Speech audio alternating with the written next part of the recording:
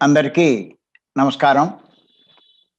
కార్యక్రమం ప్రారంభించే ముందు గురువుగారి పత్రి గారికి ఒక్కసారి మనం ధన్యవాదాలు చెప్పుకుంటూ కార్యక్రమం ప్రారంభిద్దాం. ఈరోజు మన టాపిక్ ఏంటంటే ఇంతకుముందు ఎపిసోడ్ నుంచి చెప్పుకొస్తున్నటువంటి టాపిక్కే మాణిక్యేశ్వరి మాత సందేశాలు. మాణిక్యేశ్వరి మాత సందేశాలు. ఇది 4వ పార్టు.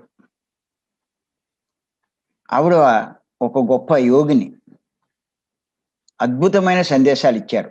మానవ జీవితానికి అవసరమైన ముఖ్యమైన సందేశాలు.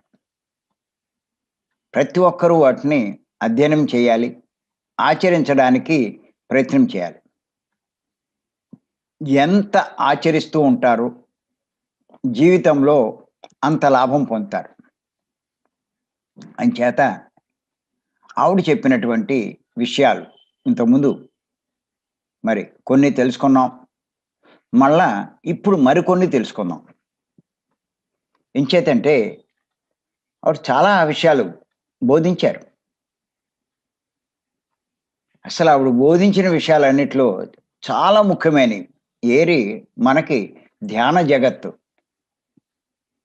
మన దాంట్లో మరి ఇవ్వడం జరిగింది. ముఖ్యమైనవి వాటిని బాగా మనం విశ్లేషించుకుందాం. ఎంత లోతుగా మనం వాటిని విశ్లేషిస్తే మన నిజ జీవితంలో మనం చేసే పనులకి వాటిని అన్వయించుకుంటే ఎంతో లాభం పొందుతాం. ఊరికే చదివి వదిలేస్తే కాదు. ఒక పాయింట్ కింద భగవద్గీతలో శ్లోకం చదివి వదిలేస్తే ఎలా ఉంటుంది? ఒక్కొక్క శ్లోకం అర్థం లోతుగా తెలుసుకుంటే. మరి పత్రి గారు భగవద్గీతలో ఒక శ్లోకం ఒక రోజు చెప్తూ ఉంటారు. ఆ శ్లోకార్థం దాన్ని లోతుగా అంత లోతుగా మనం అర్థం చేసుకుంటేనే ఆ సందేశం యొక్క సారం మనకు అర్థమవుతుంది. అలాగే మాణిక్యేశ్వరి మాత చెప్పినటువంటి ఆ సందేశాలు మనం కూడా కొంచెం మన జీవితాల్లో విశ్లేషించుకుంటే ఖచ్చితంగా ఎంతో లాభం పొందుతాం. అసమాషి కాదు. అంచేత ఏంటంటే మరి ఆవిడ ఏం చెప్పారు? ఆవిడ చెప్పిన సందేశాలు కొన్నిటిని మనం ఇప్పుడు విశ్లేషించుకుందాం. ఇంతకుముందు చెప్పినవి ఒక్కసారి మననం చేసుకుంటూ మళ్ళా కొత్త వాటిని మనం తెలుసుకునే ప్రయత్నం చేద్దాం. ఆవిడ ఏమన్నారంటే, నిన్ను నువ్వు తెలుసుకో. అంటే మనం దేహం కాదు ఆత్మ అని తెలుసుకోమన్నారు. దాని మీద విచారణ చేసి తెలుసుకోమన్నారు. రమణ మహర్షిలాగే పత్రి గారు కూడా అదే చెప్తున్నారు. మనం దేహం కాదు ఆత్మ అన్నది. అలాగే నువ్వు చేయవలసిన పనులను ప్రేమతో అంకిత భావంతో చేయి. ఎప్పుడైతే మనం ఎవరో తెలుసుకుంటామో మనం చేయవలసిన పనులు ఏంటో మనకు తెలుస్తాయి. మనము ఆత్మలం కాబట్టే పత్రి గారు మనకు అన్నీ చెప్తున్నారు. ధ్యానం చేయమని, జ్ఞానానికి సమయం పుస్తకాలు చదవమని, ఆ జ్ఞానం బోధించే వాళ్ళ సాంగత్యం చేయమని, సేవలు చేయమని చెప్తున్నారు. అవి అంకిత భావంతో చేయమని చెప్పంటున్నారు ఆవిడ. అలాగే ఆహారం గురించి కూడా ఆవిడ మనకి అద్భుతంగా సందేశం ఇచ్చారు. ఎంచేతంటే పత్రి గారు చెప్తారు, ధ్యానం ఎంత ముఖ్యమో ధ్యానం చేయడం, ఆహార నియమాలు పాటించడం కూడా అంతే ముఖ్యం. అంచేత అవే ఆవిడ చెప్తున్నారు. ఎంచేతంటే ఈ ఆహార నియమాలు పాటించడం నా జీవితంలో ఒక సందర్భంలో పత్రి గారిని అడిగాను. ఈ ప్రచారం చేయడానికి ఊళ్ళన్నీ తిరుగుతూ ఉంటే మరి అంతలా ఆహార నియమాలు పాటించడం వీలు కాకపోతే సార్ని అడిగాను, ఎలాగండి అని. నీకు వీలు కాకపోతే పస్తులైనా ఉండు కానీ కాంప్రమైజ్ అవ్వద్దన్నారు. అంటే ఎంత మరి ముఖ్యమో అర్థం చేసుకోవచ్చు. అందుకే ఖచ్చితంగా ఎక్కడికి వెళ్ళినా, ఎవరింటికి వెళ్ళినా, ఎంత ధ్యానైనా ఈ ప్రశ్నలు అడుగుతాం. మాంసాహారం తింటారా అంటే తినమంటారు. పోలే మీ ఇంట్లో ఇంకెవరైనా తింటున్నారా అంటే తినటం లేదు. లేకపోతే చుట్టాలు వస్తే వండుతారా? చుట్టాలు వచ్చినా వండమండి. మీ పాత్రలు పాతయ్యా లేకపోతే మార్చారా? అన్నీ మార్చేసామండి. మరి వెల్లుల్లిపాయ వాడుతున్నారా? అదే పూర్తి జ్ఞానులైతే అన్నీ పాటిస్తారు.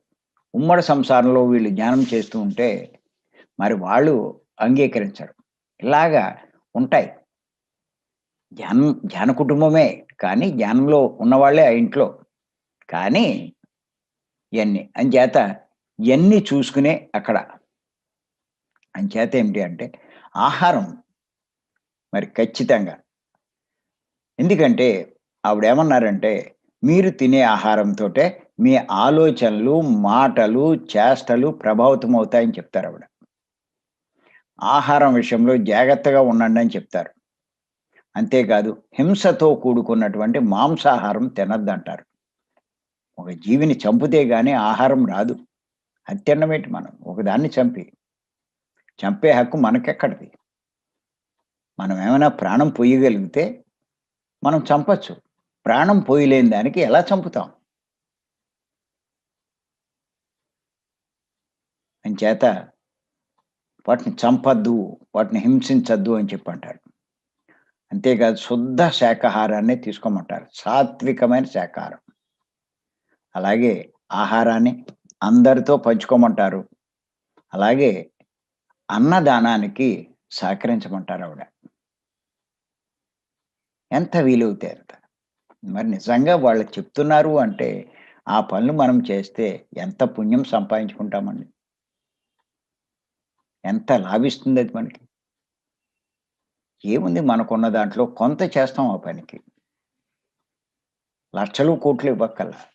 కొంత, కొంత ఆ పనికి సహకరించాలి.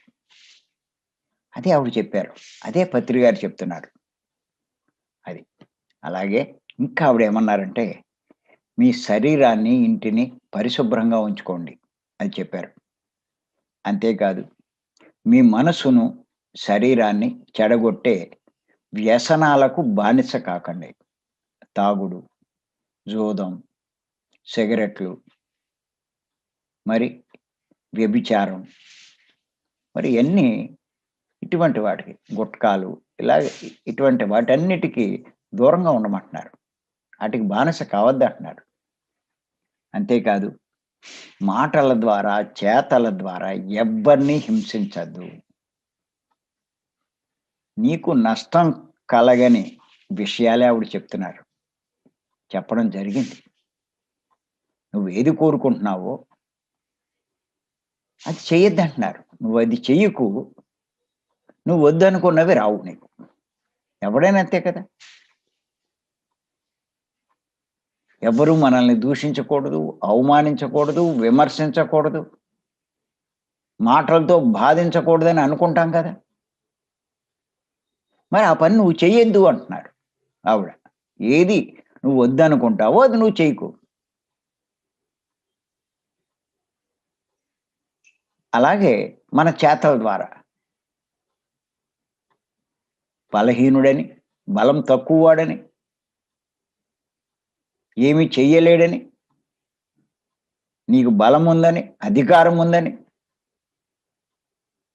మనం ఎవ్వరిని చేతల ద్వారా కూడా హింసించొద్దు. అది.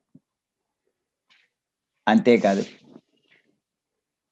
ఇంకా ఆవిడేం చెప్పారంటే, జీవితంలో మీకు లభించిన దానితో తృప్తి చెందండి. ఎంత చాలా ముఖ్య విషయం. అత్యాశలకు పోయి మీ సమయాన్ని వ్యర్థం చేసుకోకండి. జీవితంలో మీకు లభించిన దానితో తృప్తి చెందండి. అత్యాశలకు పోయి మీ సమయాన్ని వ్యర్థం చేసుకోకండి. అది. గుర్తుపెట్టుకోండి. లోకంలో ఉన్న పరిస్థితి ఏంటంటే, చుట్టూ సమాజాన్ని చూస్తారు. చుట్టూ ఉన్నటువంటి కుటుంబాలు, స్నేహితులు అందరినీ చూస్తారు. సహజంగా ఎక్కడ చూసినా ఉన్న పరిస్థితి ఏంటంటే, ఎవరిని చూసినా ధనానికి ఎక్కువ ప్రాముఖ్యం ఇస్తారు. ప్రతి ఒక్కరు కూడా. ధనం ఉన్నవాడు గొప్పవాడు అనుకుంటాడు. వాడు అదృష్టవంతుడు అనుకుంటారు. అంచేతే డబ్బు లేని వాడిని చాలా చులకనగా చూస్తారు. తక్కువగా చూస్తారు. అసలు వాడికి విలువివ్వరు. ఏదో డబ్బున్నవాడు గొప్పవాడిగా భావిస్తూ ఉంటారు. దాని మీద ప్రతి ఒక్కరికి ఎలా ఉంటుందంటే సమాజంలో, నాకు డబ్బు లేదు గాబట్టే నన్ను ఇంతలా లోకుగా చూస్తున్నారు. నేనే కనుక డబ్బు సంపాదించుకుంటే సమాజంలో ఎంత గౌరవం వస్తుంది అని సంపాదించడానికి ఎక్కువ ప్రయత్నం చేస్తారు.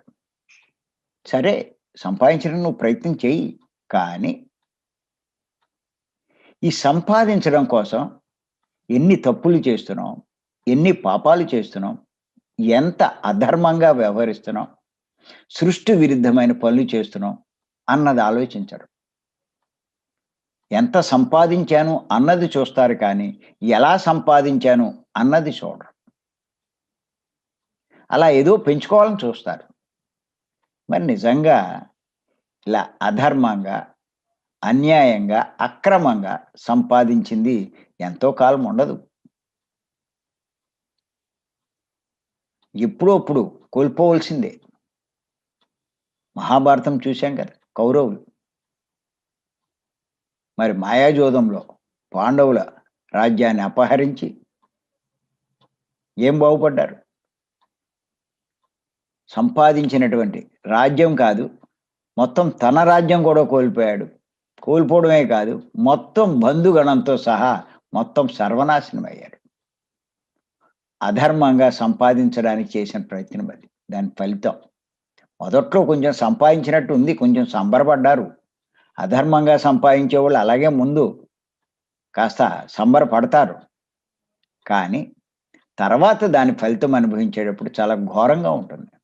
ఏం చేయలేరింక.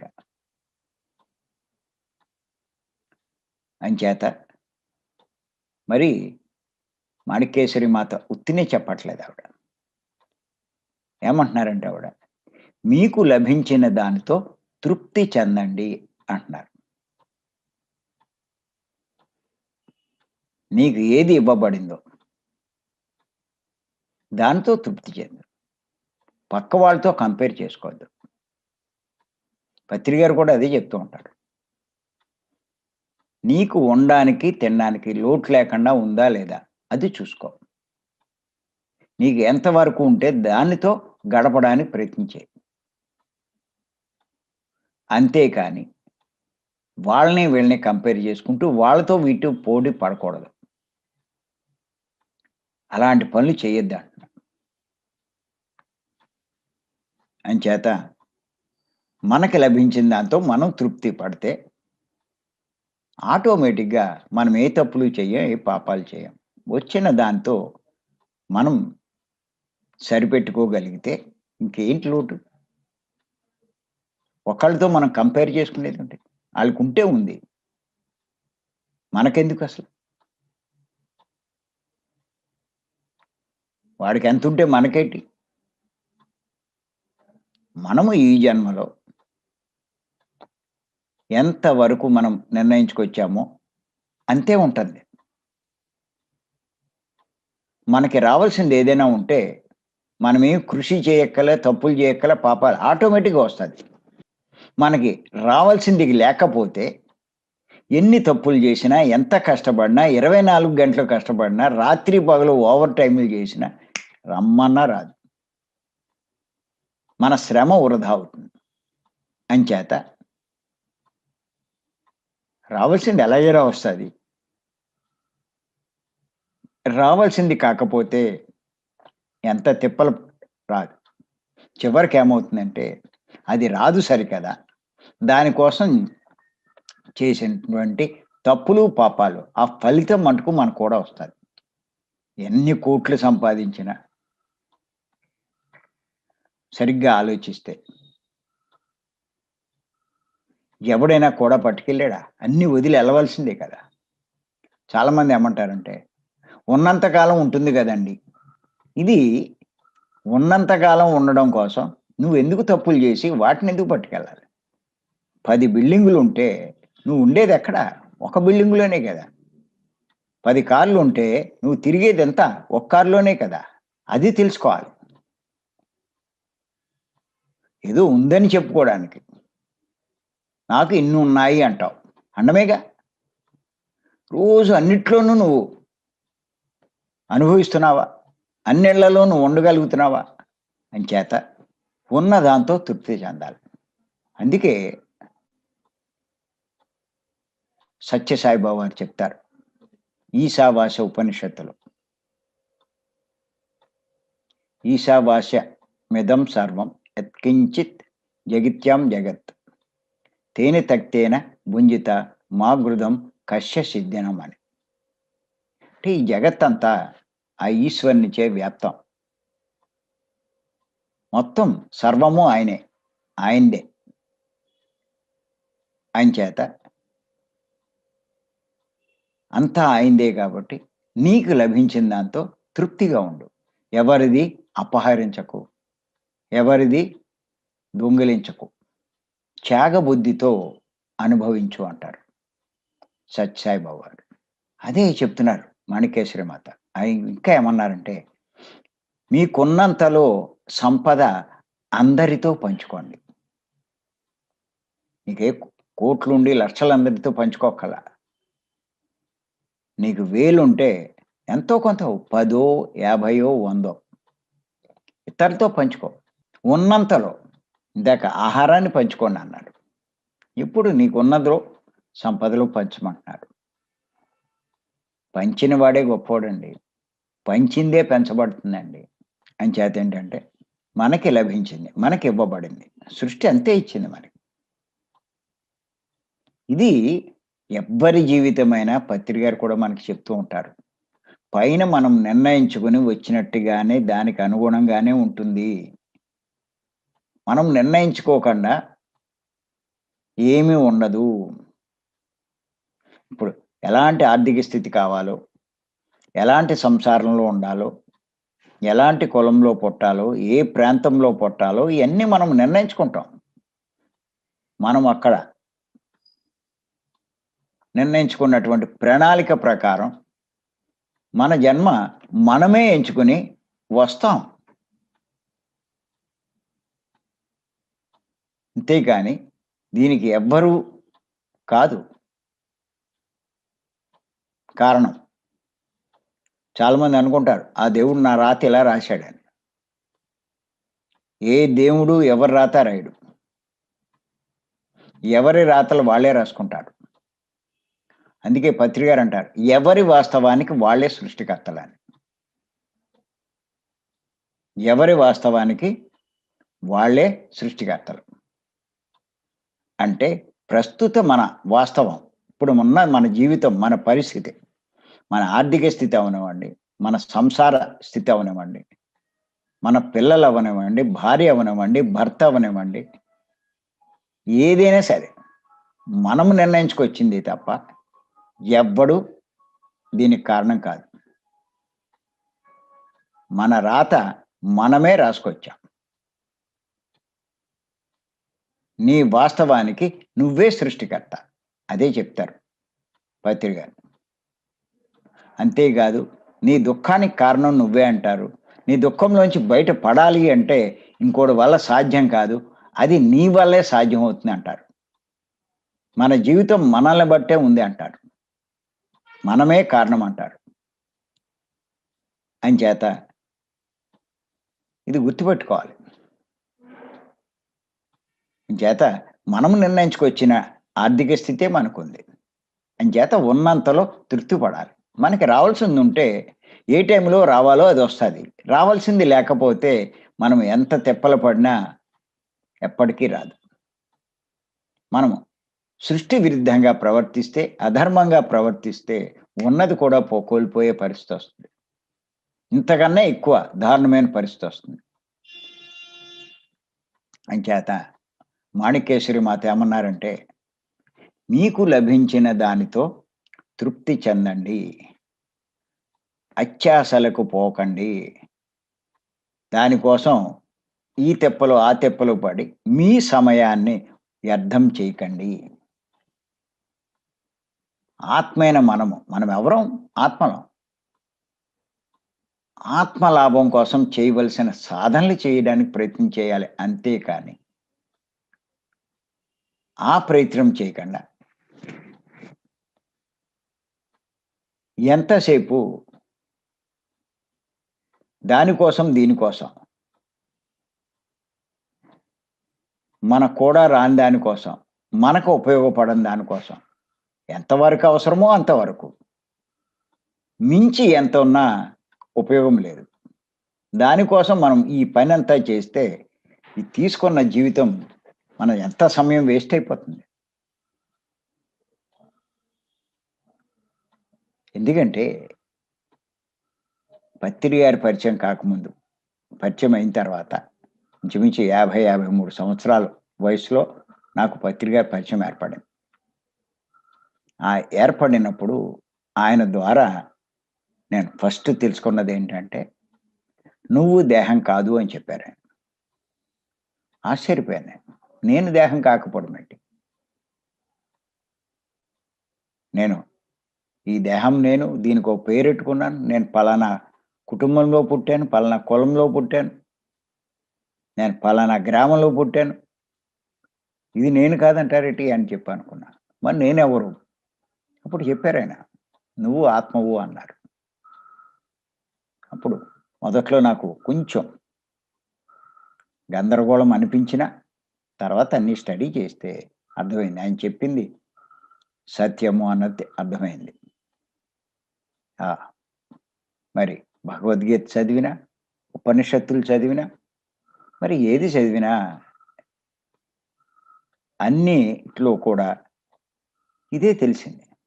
మనము ఆత్మలము అన్నది అర్థమైంది. అప్పుడు ఆలోచించా. ఇంతకాలము నేను పడిన కష్టం, దాని ద్వారా సంపాదించిన సంపద, ఇదంతా దేహానికి ఏమన్నా లాభమా అంటే ఏమి లాభం లేదండి.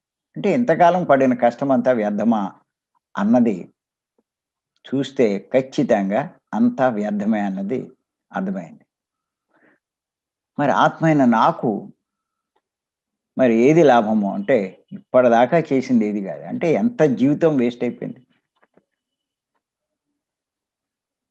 మరి అప్పుడు నాకు లాభం ఏది అంటే అప్పుడు తెలుసుకున్నాను నేను. పత్రి గారు ఏదైతే చేస్తున్నారో అది మనం చేయాలి. ఆయన ఏదైతే చెప్తున్నారో అది చేయాలి. ఆయన ఆత్మ లాభానికి తప్ప దేహ లాభం గురించి ఏమీ మాట్లాడరు. 95% అంతా ఆత్మ గురించే మాట్లాడతారు. ఆయన ఆత్మస్థితిలోనే ఉన్నారు. ఆత్మ జ్ఞానమే బోధిస్తారు. కావాలంటే మీరు చూసుకోండి ఆయన్ని. ఏమైనా మిగతాయి ఏమైనా చర్చిస్తే ఒక 5% ఉంటే ఉండొచ్చు. అంచేత కారణం ఏంటంటే మనం ఆత్మ.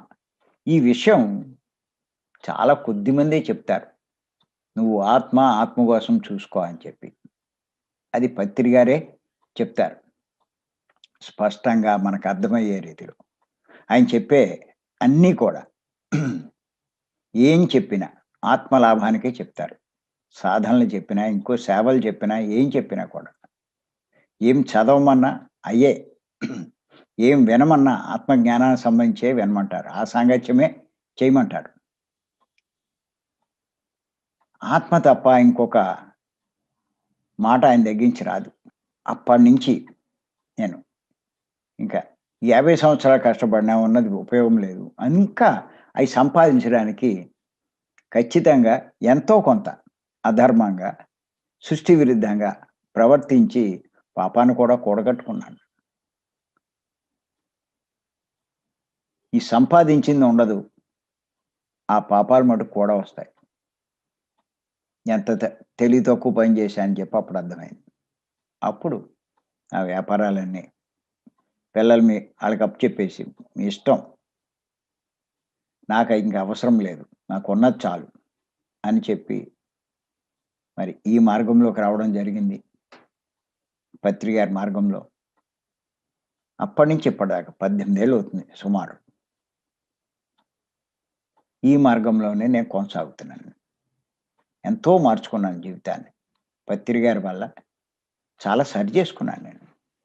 నేను చేసేటువంటి తప్పులు, పొరపాట్లు, చెయ్యకూడని పనులు అన్నీ సరి చేసుకున్నాను.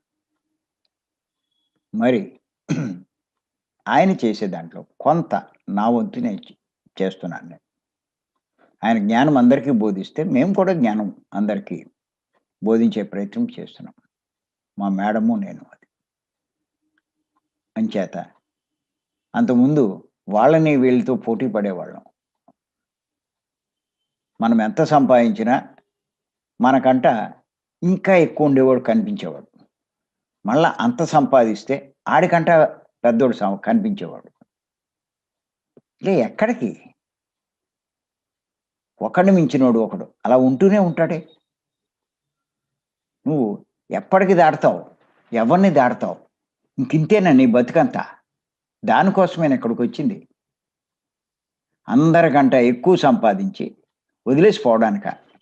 పోలే కొంత సంపాదిస్తే నీది అందరికంట ఎక్కువ ఇక్కడితో సరిపెట్టేయచ్చు అనుకోవచ్చు. ఎక్కడ? అలా సంపాదించడానికి ఎన్నో తప్పులు చేయవలసొస్తుంది, పాపాలు చేయవలసొస్తుంది, అధర్మంగా వ్యవహరించవలసొస్తుంది.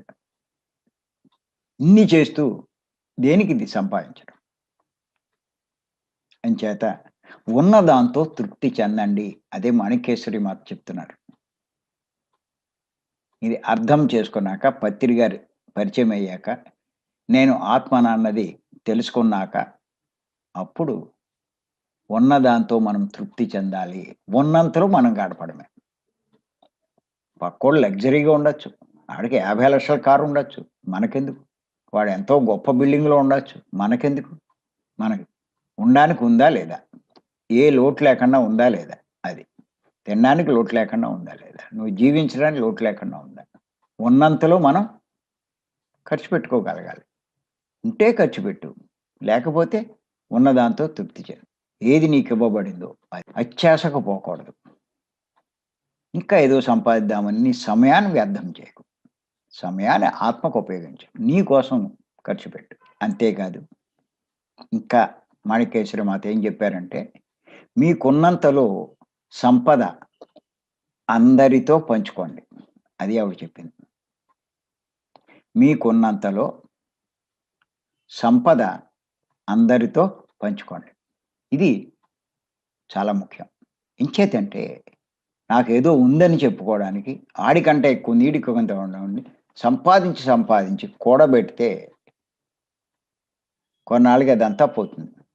కానీ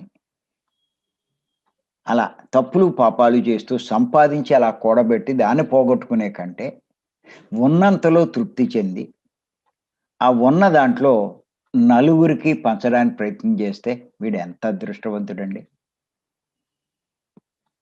గుర్తుపెట్టుకోండి. ఎంత ఇవ్వగలిగితే అంత ఇయ్యి. నీ దగ్గర 100 ఉంటే ఒక రూ. 5 ఇయ్యి. లేతే ఒక రూ. 10 ఇయ్యి. ఉన్నంతలో పంచుకోండి. గొప్పల కోసం పోవద్దు. తప్పులు చేయొద్దు. పాపాలు చేయొద్దు. అందుకే అంటారు, నీవు తిన్నది నీకున్నది. మట్టి పాలు. ఏదైతే లోకానికిస్తావో అదే నీ పాలంటారు. నువ్వు ఇది నాది అనుకుంటూ కూడబెడితే, లాకర్‌లో ఏస్తే, ఆటిలో ఏస్తే చివరికి నువ్వు వదిలేసిపోవాల్సొస్తుంది. ఇంక అది నీది కాదు. అలాగే తిన్నది. మనం తినొచ్చు రోజు. 5 స్టార్ హోటల్స్ లాగా 5 స్టార్ మీల్స్ తినొచ్చు. అది మట్టి పాలే తెల్లారేటప్పటికి మట్టిలోకెళ్ళిపోతుంది. అంతా తినే బదులు. 5 స్టార్ తినే బదులు. చాలామంది ఇప్పుడు ఫ్యాషన్ అని చెప్పి ఆ హోటల్స్‌కి వెళ్ళి, ఈ హోటల్స్‌కి వెళ్ళి ఎంతెంత ఖర్చు పెడుతున్నారు. దాని బదులు ఓ ప్లేట్ మీల్స్ తీసుకొని, ఉన్న డబ్బుల్ని లోక కళ్యాణానికి ఖర్చు పెడితే, ఇతరుల కోసం ఖర్చు పెడితే, ఆ ఫలితమే మీకు కూడా వస్తుంది. మట్టి పాలు ఎందుకు చేయాలి? తిని. తెల్లారేటప్పటికి మట్టిలోనే కలిసిపోతుంది. ఏముంది? కానీ పంచింది నీ ఖాతాలో పడిపోతుంది. ప్రతి ఒక్కరికి ఒక అకౌంట్ ఉంది పైన. ప్రతి ఒక్కడి పేరుతో ఒక అకౌంట్ ఉంది. నువ్వు ఏదైతే పంచుతావో దాని ఫలితం నీ అకౌంట్‌లో క్రెడిట్ అయిపోతుంది. దాని ఫలితం ఎప్పుడప్పుడు నీకు నీ జీవితంలో వస్తుంది. ఈ జన్మలో రావచ్చు, వచ్చే జన్మలోను రావచ్చు. వృధా కాదు. సృష్టిలో నువ్వు చేసింది ఏది వృధా కాదు. ప్రతీదీ చేసిన దానికి ప్రతిఫలం వచ్చి తీరుతుంది. ఇది మనం తెలుసుకోవాలి ప్రతి ఒక్కళ్ళు. ఏదైనా సరే. ప్రతి ఒక్కరికి ఒక ఖాతా ఉంది. వాళ్ళు చేసిన ప్రతీదీ ఆ ఖాతాలో రాయబడుతుంది. దాని ప్రతిఫలం సృష్టిలో తూచా తప్పకుండా మళ్ళా ఇవ్వబడుతుంది. ఇది చూసుకోవాలి మనం. అంచేత ఎవరైతే ఇయన్నీ అర్థం చేసుకుంటారో, మరి మహాత్ములు అటువంటి యోగులు చెప్పినటువంటి సందేశాలు బాగా అర్థం చేసుకుంటారు. అంచేత పెంచుకోవడం కాదు, పంచడానికి ఆలోచించండి. అంతా పంచక్కల, అప్పు చేసి పంచక్కల. ఉన్నంతలో పంచండి. నీకు 100 ఉంది. రూపాయి అది 1,00,000 ఇచ్చిన దాంతో సమానం. 1,00,000 ఉన్నవాడు 1,00,000 ఇస్తే ఎంతో, 100 ఉన్నవాడు రూపాయి ఇస్తే ఎంత. 1,00,000 ఉన్నవాడు 1,00,000 అంటే 1%, 100 ఉన్నవాడు రూపాయి ఇస్తే ఇది 1%. అది ఇది సమానమే. ఆడి దానం, ఈడి దానం. 1,00,000 ఉన్నవాడు 1,00,000 ఇస్తే, 100 ఉన్నవాడు రూ. 10 ఇస్తే, 1,00,000కి ఉన్నవాడు దానం చేసిన దానికంటే వీడు చేసిన దానం ఎక్కువ. ఇది 10 రెట్లు. రూ. 10 ఇస్తే. వాడంతా అంతుంచి 1% ఇచ్చాడు. వీడు 10% ఇచ్చాడు. వీడు భవిష్యత్తులో కోటీశ్వరుడవుతాడు. వాడు మామూలు సామాన్యుడవుతాడు. ఇచ్చిన దాన్ని బట్టి. చాలామంది వాడు లక్షలు ఇస్తున్నాడు, నేనేం ఇవ్వలేకపోతున్నా అనుకుంటారు. ప్రతి ఒక్కరికి ఈ సృష్టిలో దానం చేసి సంపాదించుకునే అవకాశం ఉంది. ఎంత ఎక్కువ ఇస్తే అంతా వాడు పొందగలుగుతాడు. ఎంత ఎక్కువ అంటే లక్షలు కాదు. ఎంత ఎక్కువ శాతం ఇస్తే ఎవడైనా సరే ఉన్న దాంట్లో ఎంత ఎక్కువ శాతం ఇస్తే వాడు భవిష్యత్తులో అంత ఎక్కువ సంపాదించుకున్నవాడవుతాడు. ధనం సంపాదించాలి అంటే ధనం పంచాల్సిందే, దానం చేయవలసిందే, ఇవ్వాల్సిందే. అంచేత మనీ మెడిటేషను ఇలా చాలామంది చేస్తున్నారు. ఊరికే నువ్వు ధ్యానం చేస్తే డబ్బు ఎలా వచ్చేస్తుంది? నువ్వు ఇస్తే నీకు అర్హత వస్తుంది. ఆ అర్హతను బట్టి నీకు వస్తుంది. ఎవడికో వచ్చింది, వాడు ఇంతకుముందు ఇచ్చి అర్హత సంపాదించాడు. మనం ఇవ్వలేదు, మనకు అర్హత రాలా. మనం ఇంతే ఇచ్చాం, ఇంతే అర్హత వచ్చింది. అందుకే మాణిక్యేశ్వరి మాత ఏమన్నారంటే, లభించిన దాంతో తృప్తి చెందండి. నువ్వు అంతే చేశావు, అంతే పొందావు. నువ్వు తృప్తి పడకుండా అత్యాశపడి చెయ్యకూడని పనులు చేస్తే నష్టపోయేది ఎవరు? అది. అంచేత ఇవన్నీ తెలుసుకోవాలి. అత్యాశకు పోకూడదు. ఉన్న దాంతో తృప్తి చెందాలి.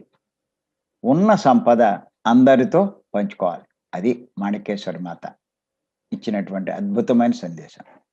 అంతేకాదు ఇంకా ఆవిడ ఏం చెప్పారంటే, మీరు ఆలోచిస్తున్నప్పుడు, మాట్లాడుతున్నప్పుడు, పనులు చేస్తున్నప్పుడు ఏ అంశాలు మిమ్మల్ని ప్రభావితం చేస్తున్నాయో గమనించండి అన్నారు. ఆవిడ ఏమన్నారంటే, మీరు ఆలోచిస్తున్నప్పుడు, మాట్లాడుతున్నప్పుడు, పనులు చేస్తున్నప్పుడు ఏ అంశాలు మిమ్మల్ని ప్రభావితం చేస్తున్నాయో గమనించండి అన్నారు. మనం ఆలోచిస్తూ ఉంటాం, మాట్లాడుతూ ఉంటాం, ఎన్నో పనులు చేస్తూ ఉంటాం. వీటిలో ఏవి చేస్తున్న పనుల్లో మనల్ని ఏవి ప్రభావితం చేస్తున్నాయి? అవి కొంచెం గమనించుకోవాలి. అదే ఆవిడ చెప్పేది. అంటే మీరు చూడండి, మీరు కొన్ని పనులు చేస్తున్నప్పుడు మీకు తెలియని ఆనందం మీకు లోపల కలుగుతూ ఉంటుంది. కొన్ని పనులు చేస్తున్నప్పుడు తెలియని బాధ, వ్యధ మీకు కలుగుతూ ఉంటుంది. ఇక్కడ చూడండి, కాస్త గమనించండి. కొన్ని పనులు మనకి లోపల తెలియని ఆనందం, అలాగే కొన్ని పనులు బాధ కలిగిస్తాయి. వ్యధ కలుగుతూ ఉంటుంది. చూసుకోండి ఈసారి అబ్జర్వ్ చేయండి. అదే అంటున్నారు ఆవిడ. మాణికేశ్వరి మాత. గమనించండి అంటున్నారు. సహజంగా మీరు చూడండి ప్రతి ఒక్కరిలో దేహంలో ఆత్మ ఉంది. దాన్ని అంతరాత్మ అంటారు. ఈ అంతరాత్మ ఏం చేస్తుందంటే ఊరికే ఉండదు. అంతరాత్మ అంటే సాక్షాత్తు భగవంతుడు. భగవంతుడు ఊరికే ఉండడు. ప్రతి ఒక్కరిలోనూ ఉంది. ప్రతి జీవిలో ఉన్నాడు. ప్రతి ప్రాణిలో ఉన్నాడు. ఉండి ఏం చేస్తాడు అనేటువంటి సందేహం చాలా మందిలో ఉంది. భగవంతుడు అందరిలో ఉన్నాడు రైటే. ఏం చేస్తూ ఉంటాడు? సాధారణంగా అందరికున్న అభిప్రాయం ఏంటంటే, ఆ దైవము, ఆ భగవంతుడు గుళ్ళో ఉంటాడు. ఆ విగ్రహమే దేవుడు. ఆయనేం చేస్తూ ఉంటాడంటే, కొబ్బరికాయలు, అరటిపళ్ళు తీసుకొని కోరికలు తీరుస్తూ ఉంటాడనుకుంటారు. గుర్తెట్టుకోండి. గుళ్ళో ఉన్నది విగ్రహమే కానీ దేవుడు కాదు. సత్యమైన దైవం ప్రతి జీవిలోనూ ఆత్మ రూపంలో స్థితమై ఉన్నాడు. అది తెలుసుకోవాలి మనం. అందుకే మీరు చూడండి, ఈ విషయమే భగవద్గీతలో కృష్ణ భగవానుడు 10వ అధ్యాయంలో 20వ శ్లోకం. నేను చాలా సార్లు చెప్పాను ఇది. అహం ఆత్మా గుడాకేశ సర్వభూతాశయ స్థితః అన్నాడాయన. అంటే అర్జున నేను ఆత్మను. అంటే కృష్ణ భగవానుడు తాను ఆత్మ అని చెప్పాడు. అంటే ఆత్మే భగవంతుడు అన్నది మనకిక్కడ అర్థమవుతుంది. ఎక్కడున్నాను నేను? సర్వభూతాశయ సమస్త ప్రాణుల్లో, సమస్త జీవుల్లో నేను ఉన్నాను అని చెప్పి అన్నాడు. ఏ రూపంలో? ఆత్మ రూపంలో. సరే. ప్రతి ఒక్కరిలో, ప్రతి జీవిలో, ఒక కోడిలో, మేకలో, ఒక చేపలో, అలాగే మానవుల్లో ప్రతి ఒక్కరిలో ఉన్నాడాయన. ఉండి ఏం చేస్తున్నాడు? గుర్తుపెట్టుకోండి. ఆయన ఊరికే ఉండి ఏమీ చేయకుండా అలా ఉండిపోయాడనుకుంటున్నారు. కాదు, కాదు. అనుక్షణము మనం చేసే ప్రతి పనిలో, మనం మాట్లాడే ప్రతి మాటలో, మనం ఆలోచించే ప్రతి ఆలోచనలు అవి సవ్యంగా ఉంటే ఆయన సంబరపడతాడు, ఆనందపడతాడు.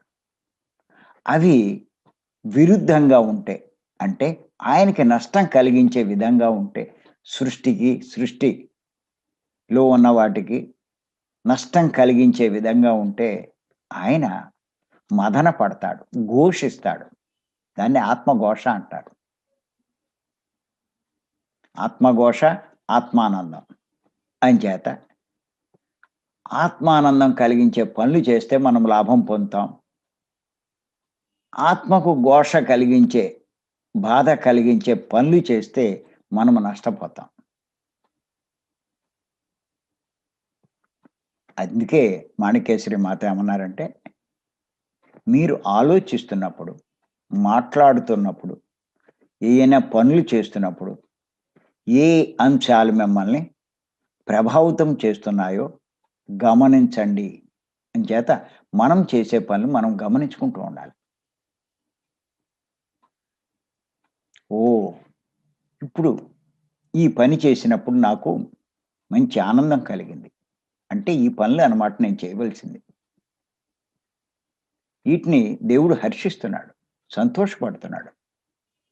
చేత ఈ పనులే చేస్తే ఆయన ఇంకా సంబరపడతాడు. అలాగే ఈ పలానా పనులు చేస్తున్నప్పుడు ఆ లోపల ఘోషిస్తూ ఉంటే మీరు చెయ్యకూడని పని చేస్తున్నారు. ఎంతో మిమ్మల్ని మీరు నష్టపెట్టుకుంటున్నారు అన్నది అర్థం చేసుకొని అలాంటి పనులు చేయకూడదు. సహజంగా మీరు చూడండి ఆత్మకు లాభించే పనులు ధ్యానం చేయడం. ఏ రోజైతే మీరు ధ్యానం చేస్తారో మీకు చాలా సంబరపడతారు. ధ్యానం అందరికీ చెప్తూ ఉండండి. ఒక్కళ్ళకైనా చెప్పండి మీ జీవితంలో. రోజుకి ఒక్కళ్ళు. ఆ రోజు చాలా సంతృప్తిగా ఉంటారు. ఆనందంగా ఉంటారు. అలాగే ఈ ధ్యాన సంబంధమైన సేవల్లో పాల్గొనండి. ఓ కార్యక్రమాలు ఏర్పాటు చేయండి. అయితే ఇటువంటి కార్యక్రమాలకి ఎంతో కొంత కొద్దిపాటి ధన సహాయం చేయండి. మీ లోపల ఎంత తృప్తి పడతారో, ఆనందంగా ఉంటారో చూసుకోండి.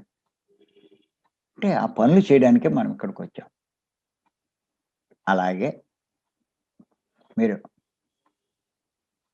మాంసం తిన్నా, వేటిని హింసించినా, ఎవరినైనా మోసగించినా, బాధించినా, నష్టపరిచినా, కష్టపెట్టినా మీకు తెలీదు. లోపల అబ్జర్వ్ చేస్తే, గమనిస్తే ఆ లోపల ఉన్నటువంటి ఆత్మ అంటే దైవం ఘోషిస్తూ ఉంటుంది.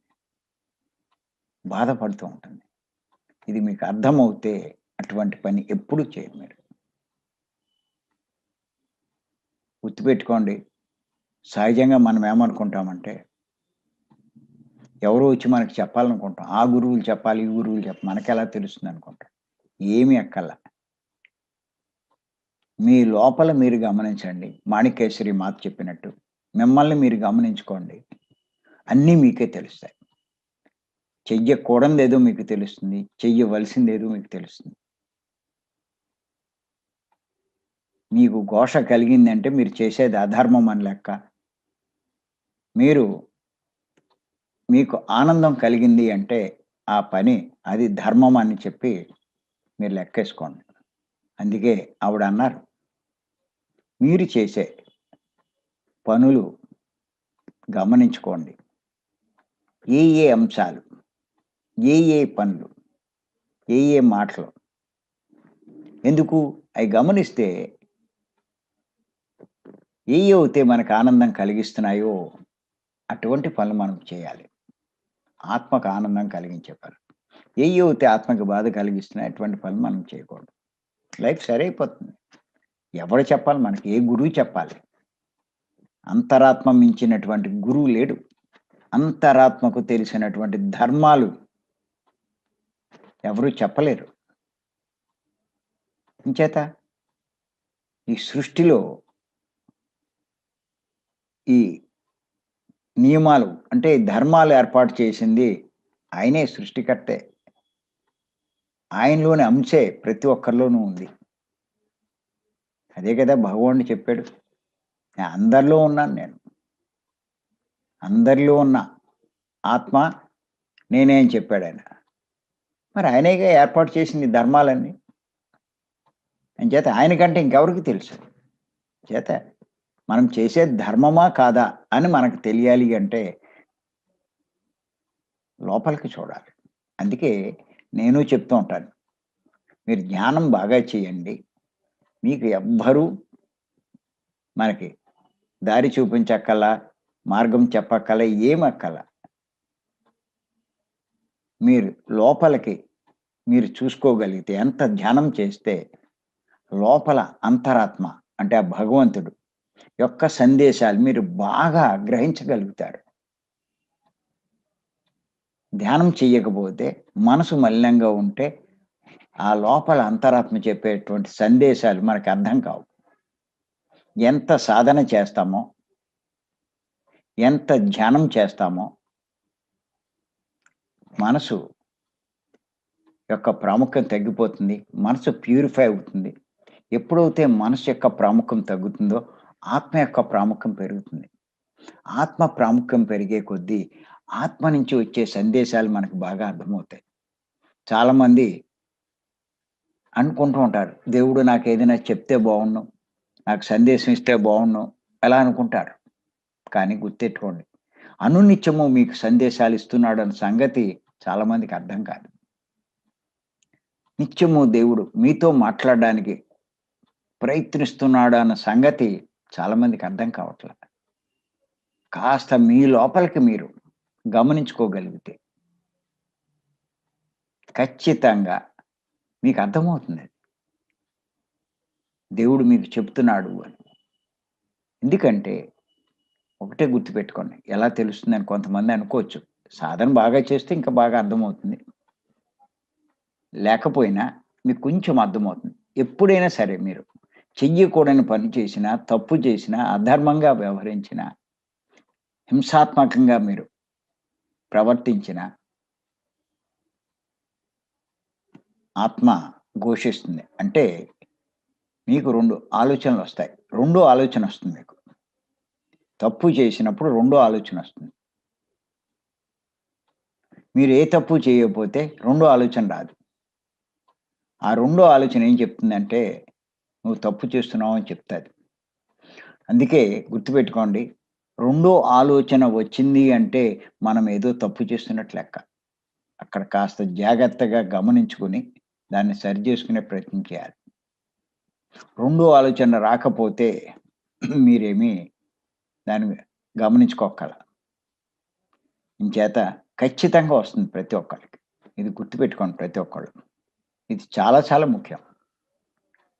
మాణిక్యేశ్వరి మాత చెప్పినటువంటి ఈ పాయింటు మామూలు పాయింట్ కాదు. ఎంత అంతరార్థం ఉందో. మీరు ఆలోచిస్తున్నప్పుడు, మాట్లాడుతున్నప్పుడు, ఏమైనా పనులు చేస్తున్నప్పుడు, ఏ అంశాలు మిమ్మల్ని ప్రభావితం చేస్తున్నాయో గమనించండి అని చెప్పి అన్నారావిడ. అంటే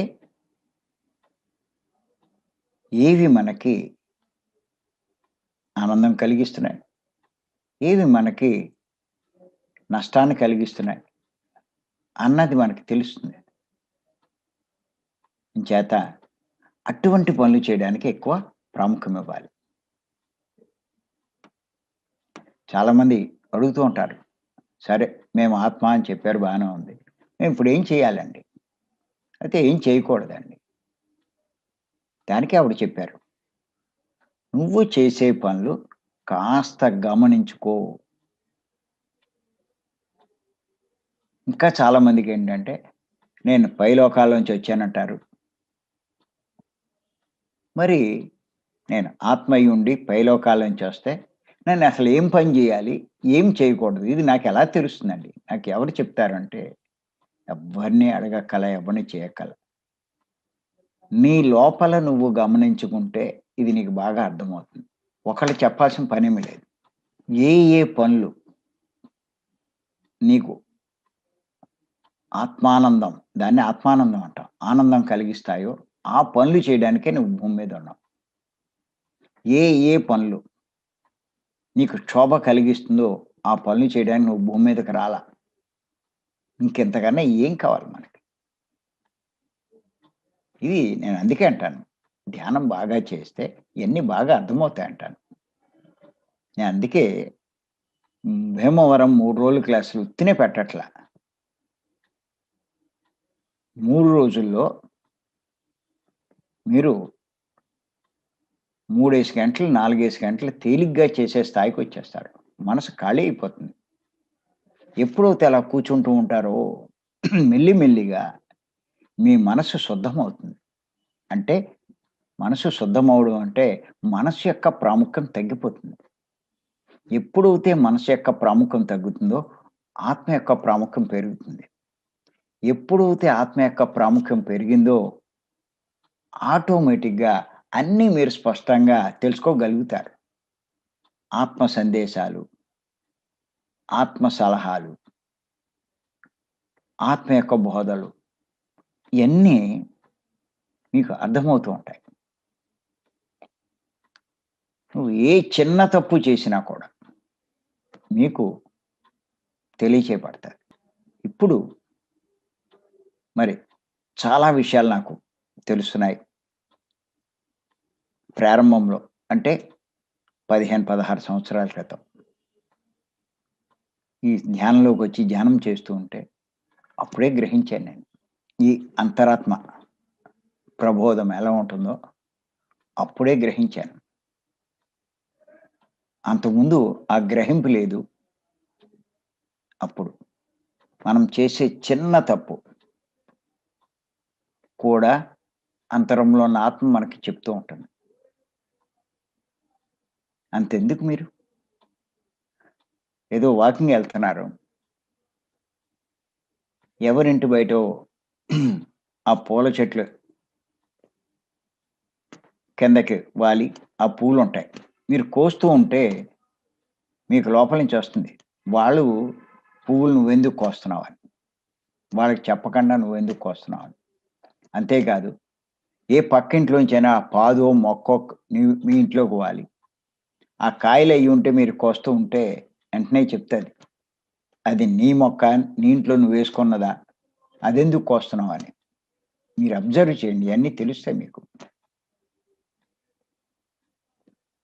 అలా ఏ మేకను మనం చంపుతున్నా, ఏ కోడిని చంపుతున్నా మీకు లోపల నుంచి మీకొస్తది. ఆ పనెందుకు చేస్తున్నావని. అలా నాకు కూడా ఒకసారి జరిగింది. ఏమైందంటే ఒక ఊళ్ళో క్లాస్ చెప్పడానికెళ్ళాను నేను. క్లాస్ చెప్పడానికెళ్తే కూర్చున్నారక్కడ. అంటే పూర్వం అంటే ఎక్కువ మంది వచ్చేవారు కాదు మొదట్లో. ఎంతమంది కొద్దిమందున్నారు. ఓ 20 మందో, 25 మంది. ఆళ్ళేదో సిమెంట్ సంచి, బరకం ఏదో ఏశారు. నేను పాంప్లెట్లు కూడా పట్టుకెళ్ళాను. కూడా పట్టుకెళ్తే ఆ ఫ్యాన్ అది ఏశారు. తర్వాత ఈ పాంప్లెట్‌లు నేనేం చేశానంటే, ఏదో రబ్బర్ ఏదో పెట్టాను దానికి. ఈ పాంప్లెట్‌ల కట్టకి. ఆ రబ్బరు ఏదో మొత్తం మీద తెగిపోయింది. తెగిపోతే అక్కడ ఏమైందంటే, ఈ కాగితాలు ఎగిరిపోతున్నాయి ఈ పాంప్లెట్‌లు. ఎగిరిపోతూ ఉంటే ఎలాగో నాకు అర్థం కాలా. అప్పుడు ఆ కింద బరకం మీద సిమెంట్ సంచులు కదా! ఈ ఈసు దారం లాంటిది. పొడుగ్గా ఉందది. అది తీసి తెంపి దీనికి చుట్టాను. చుడితే నాకెందుకో లోపల డిస్కషను. "ఆ ఈస్ ఎందుకు తీశావు నువ్వు?" "అదేంటిది ఆ ఈస్ తీస్తే ఏంటి తప్పు?" "నువ్వు అది నీదా? నువ్వు వాళ్ళని అడిగావా? అడిగేదేంటి మనం అడగకపోయినా ఆళ్ళేమనుకుంటారు? దీన్నేమి అనుకోరు కదా! అయినా అది వాళ్ళది గదా! నువ్వెందుకు దాన్ని తీశావు? అది పెద్ద విలువేంటి?" అని ఇలా డిస్కషన్ నాలో. ఒక చిన్న దారం తీస్తే లోపల నుంచి నువ్వు నీకు సంబంధం లేనిది అవతల వాడిని అడక్కండా నువ్వెందుకు తీశావు? అది అక్కడ. ఈ డిస్కషన్ ఆగలేదు. ఓ పక్క నుంచి ఇలాగా చెప్తున్నా మళ్ళా లోపల ఈ రకమైన ఆలోచన. అప్పుడు ఇంక నేను తట్టుకోలేక మళ్ళా ఆ ఈస్ట్ తీసేసి పాంప్లెట్‌లకి చుట్టింది తీసేసి ఓ పక్కన పడేశాను. అప్పుడు లోపల ఆ ఘోష ఆగింది. అప్పుడనిపించింది. ఓహ్! చిన్న తప్పు చేసిన. ఎందుకంటే మనకు కాని దాన్ని ఇతరులని అడగకుండా మనం ముట్టుకోకూడదది. అది పనికిరానిదైనా సరే, పూచిక పుల్లైనా సరే అన్నది అప్పుడు అర్థం చేసుకున్నా. చాలామంది ఆళ్ళేమంటారులే అని, అది పెద్ద విలువేముందిలే అని, మనం తీసుకుంటే ఏమవుతుందని ఇలా అనుకుంటారు. కానీ ఏది ఏమైనా సరే, మనది కాని దాన్ని మనం ముట్టుకోకూడదు. ఆశించకూడదు. అందుకే సత్యసాయిబాబా చెప్తాడు. ఇదంతా ఆయనదే. ఎవరిది ఆశించకూడదు. ఎవరిది అపహరించకూడదు. త్యాగబుద్ధితో అనుభవించాలి. అందరికీ పంచుతూ. సత్యసాయిబాబా చెప్పింది. అదే ఇది ఇక్కడ. అంచేత మరి ఇయన్నీ మనం గుర్తుంచుకుంటే బాగా అర్థమవుతుంది. జీవితాన్ని సరైన మార్గంలో నడిపించాలి అంటే ఖచ్చితంగా అంతరాన్ని అనుసరించాలి. అందుకే ఆవిడేమన్నారంటే, మీరు ఆలోచిస్తున్నప్పుడు, మాట్లాడుతున్నప్పుడు, పనులు చేస్తున్నప్పుడు ఏ ఏ పనులు మిమ్మల్ని ప్రభావితం చేస్తున్నాయో గమనించండి అని చెప్పి ఆవిడ చెప్పారు. ఎంత గొప్ప సందేశమండి. ఒక గుడ్డిగా చేయడం కాదు. గుడ్డిగా అనుసరించడం కాదు. కాస్త గమనించుకోండి. ప్రతి విషయంలో ఊరికే మాట్లాడేయడం కాదు. ఊరికే చేసేయడం కాదు. గమనించండి. ఆ పని చేసి కొంచెం అంతరాన్ని గమనించండి. ఆ మాటలు మాట్లాడాక అంతరాన్ని గమనించండి.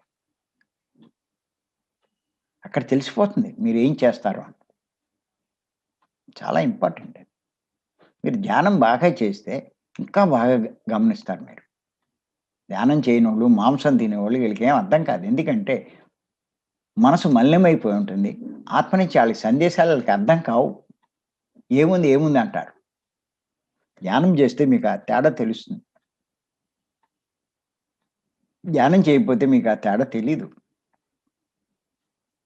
అందుకే ధ్యానం చేస్తే సరైన మార్గంలో ఉంటాం మనం. పత్రి గారు అదే చెప్పారు. ఉత్తినే ధ్యానం చేయమనరు. అన్నిటికీ ధ్యానమే చేయమంటారు. ధ్యానం ద్వారానే సరి అవుతాం అన్ని రకాలుగా. అంచేత మరి ఈ ధ్యానం బాగా మనం చేయాలి అంటే ఖచ్చితంగా నేను చెప్పినాను. మన సొసైటీలో అంత ట్రైనింగ్ మీకు భీమవరంలోనే దొరుకుతుంది.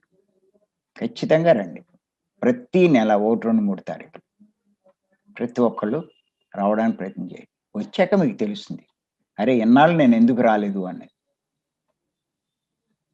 అంతా ఉచితమే అక్కడ. మీకు భోజనము, వసతి, మీకు ఎంత జ్ఞానం ఇచ్చినా జ్ఞానానికి ఇక్కడ ఫీజులేమి లేవు. కొన్ని చోట్ల ఫీజులు పెడతారు. 1000, 2000, 5000 పెద్ద పెద్ద సొసైటీల్లో. చెప్పేది తక్కువ, ఫీజులెక్కువ. ఇక్కడ ఫీజన్నది ఏది లేదు. 3 రోజులు అన్నీ ఉచితమే.